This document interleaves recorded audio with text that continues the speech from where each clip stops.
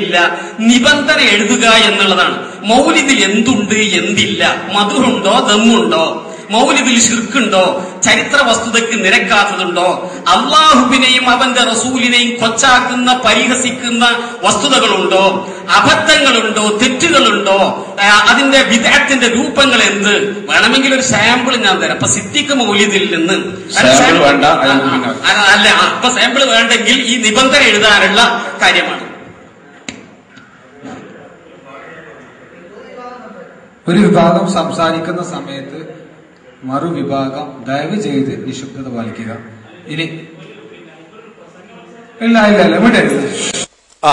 എന്താ സിദ്ദീഖ് ഒരു സാമ്പിൾ തരാന്ന് പറഞ്ഞപ്പോ നൗശാസിനിക്ക് അറിയാം എന്താ വായിക്കാൻ പോണേന്ന് അല്ലേ. ഏയ് സാമ്പിൾ ഒന്നും വേണ്ട. എന്റെ ധൈര്യമൊക്കെ എവിടെ പോയി മുസ്ലിയാക്കന്മാരെ, എവിടെ പോയി?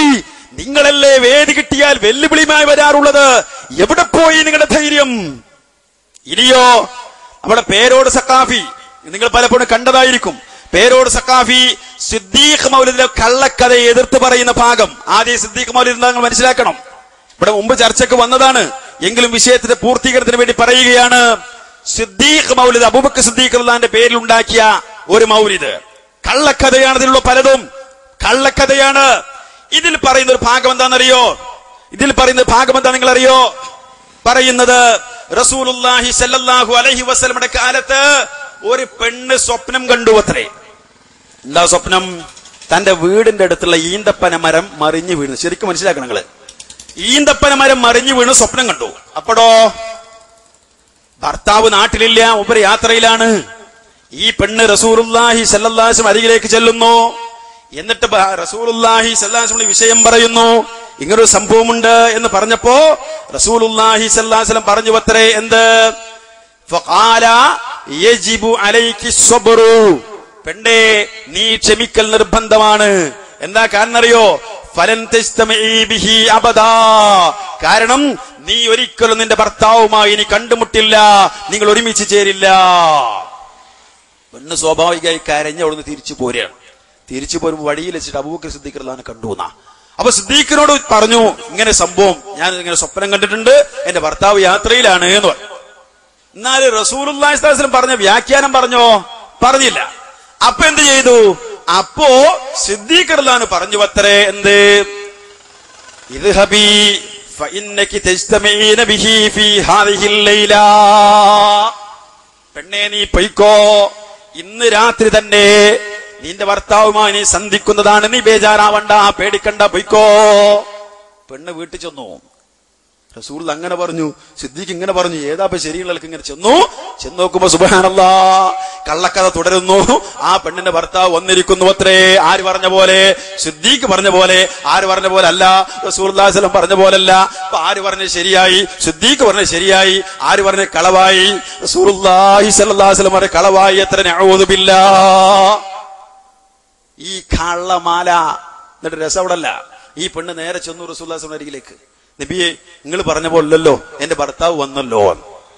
അപ്പോഴോ അപ്പോ റസൂലുള്ളാഹി സ്വല്ലല്ലാഹു അലൈഹി വസല്ലം ചെയ്തു, ഫനളറ ഇലൈഹാ തവീലാ വതഫക്കറ അദീലാ. റസൂലുള്ളാഹി പെണ്ണിനെ ഇങ്ങനെ നോക്കി, വന്നോ വന്നോന്ന് വിലക്ക് നോക്കി. അപ്പോഴോ ഫജാഅഹു ജിബ്രീൽ, ആ സമയത്ത് ജിബ്രീൽ അലൈഹിസ്സലാത്തു വസ്സലാം എന്ന മലക്ക് വന്നു. എന്നിട്ടോ വഖാല, ജിബ്രീൽ പറഞ്ഞു അത്രയാ മുഹമ്മദു, അല്ലയോ മുഹമ്മദ് നബിയെ, അല്ലദീ ഖുൽതഹു ഹുവൽ ഹഖ്, നിങ്ങൾ പറഞ്ഞില്ലേ വരൂലാന്ന്, അതാണ് സത്യം, അതാണ് ഹഖ്. വലാകിൻ ലമ്മാ ഖാല സിദ്ദീഖു, പക്ഷേ സിദ്ദീഖ് ഇങ്ങനെ പറഞ്ഞല്ലോ, ഇന്നകി തസ്തമഈന ബിഹി ഫീ ഹാദിഹിൽ ലൈല, ഇന്ന് രാത്രി തന്നെ നിങ്ങളുടെ ഭർത്താവുമായി സന്ധിക്കുമെന്ന് സിദ്ദീഖ് പറഞ്ഞല്ലോ.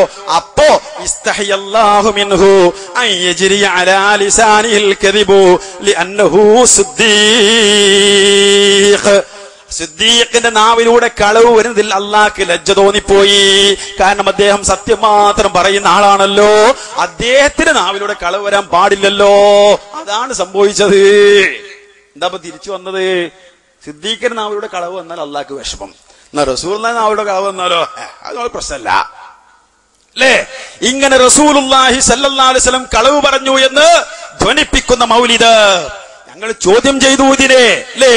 അപ്പോ ഗത്യന്തരമില്ലാതെ പേരോട് സഖാഫിയത നാദാപുരം പ്രസംഗത്തിൽ കുമ്പസരിക്കുന്നു.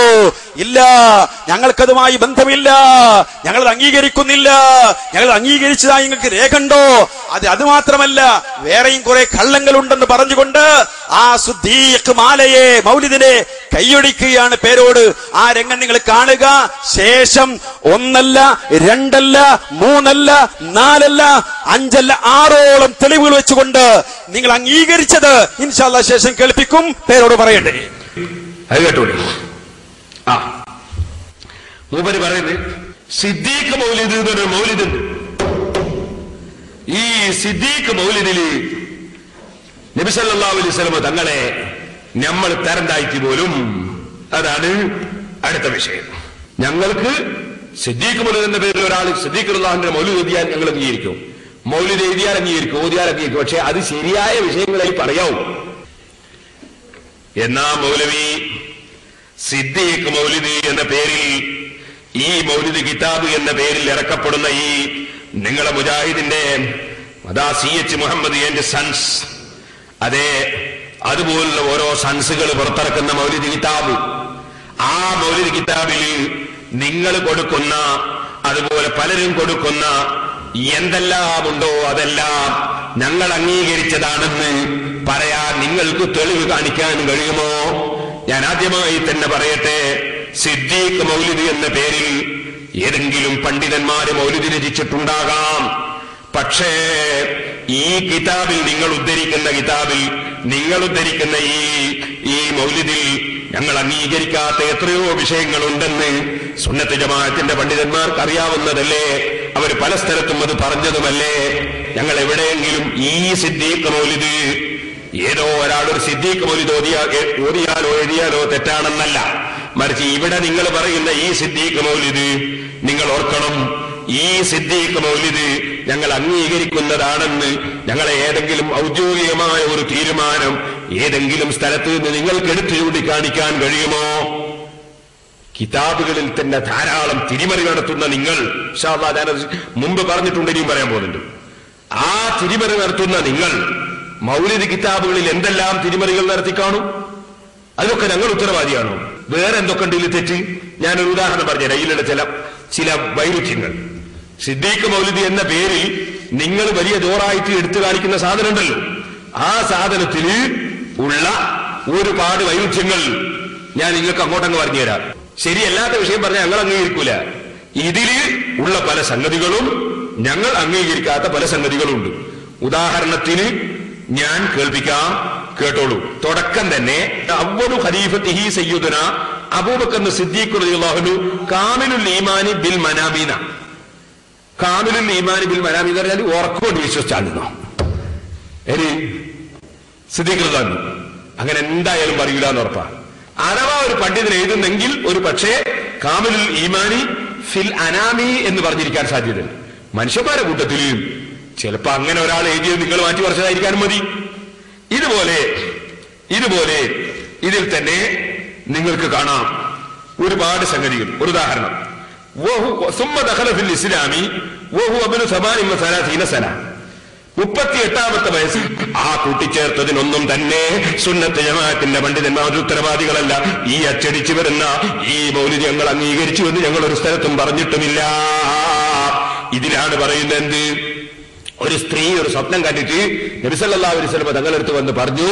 നബി സല്ലല്ലാഹു അലൈഹി വസല്ലം തങ്ങളെടുത്ത് വന്ന് പറഞ്ഞപ്പോ നബി തങ്ങൾ, നിന്റെ ഭർത്താവ് മടങ്ങി വരൂ, നിന്റെ ഭർത്താവ് മടങ്ങി വരൂല, നീ ഒരിക്കലും ഭർത്താവിന്റെ കൂടെ ജീവിക്കൂല എന്ന് പറഞ്ഞു പോലും.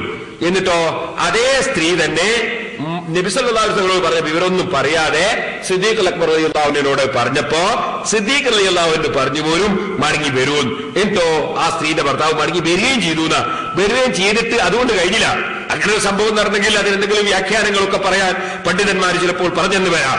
എന്നാൽ അതിന്റെ ശേഷം പിന്നെ എന്തറിയോ, നബി സല്ലല്ലാഹു അലൈഹി വസല്ലം തങ്ങളെടുത്ത് വന്നിട്ട് ഈ സ്ത്രീ ഈ വിഷയം പറഞ്ഞു. അപ്പൊ നബി സല്ലല്ലാഹു അലൈഹി വസല്ലം തങ്ങൾക്ക് വലിയ വിഷമായി.